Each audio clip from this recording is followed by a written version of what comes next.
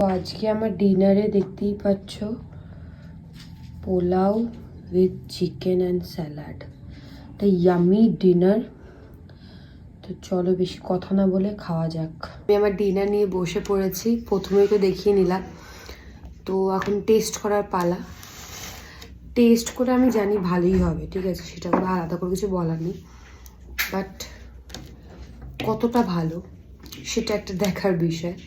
And শীতের রাতে এরকম সুন্দর চিকেন আর পোলাও পেলে আর কি চাই। তো এটা একটু খেয়ে দেখি।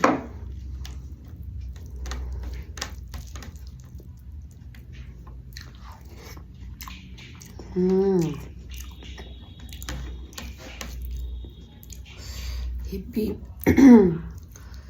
আর দুটোই বাড়িতে বানানো।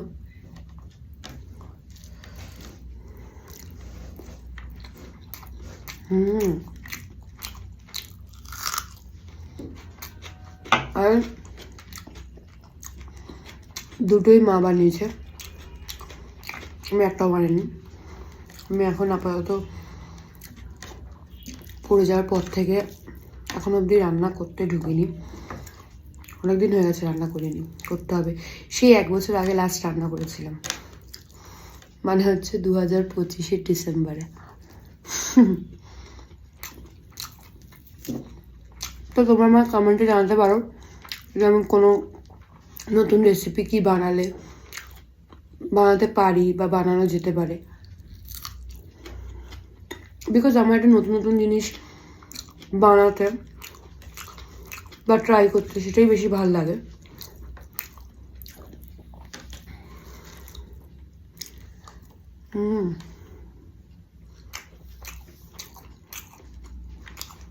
সেই টেস্ট, সেই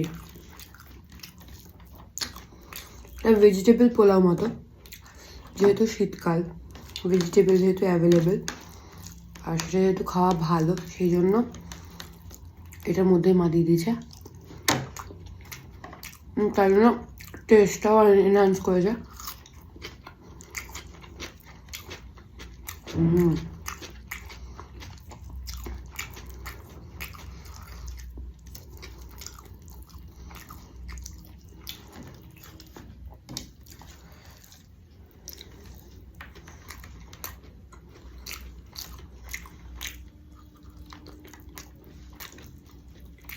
আমার হাড্ডির পিস, আমি আগেও বলেছি যে আমার উইথ বোন পিসই ভাল লাগে, তাই জন্য আমি সেটাই নিই।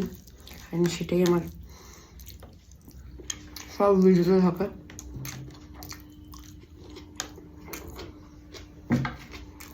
অনেকদিন বাদে বেশ পোলাওয়ের সাথে মাংস খাচ্ছি, চিকেন খাচ্ছি। মাঝে অনেকবার, মানে প্রায় অনেক কটা ভিডিও আমি এমনিও আপলোড করেছি, আর আমি নিজেও খেয়েছি অনেকবার ফ্রাইড রাইসের সাথে। বাট এই কম্বিনেশনটা অনেকদিন বাদে, সেই লাস্ট কবে খেয়েছিলাম মনে নেই আমার।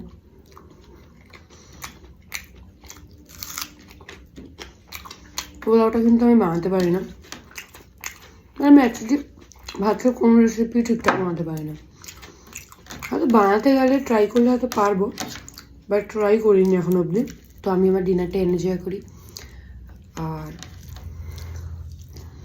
তোমরা তোমাদের ডিনারে কী খাচ্ছ কে সবাই মানুষই কমেন্টে জানাবে। আবার দেখা হবে পরের ভিডিওতে। Till then tata.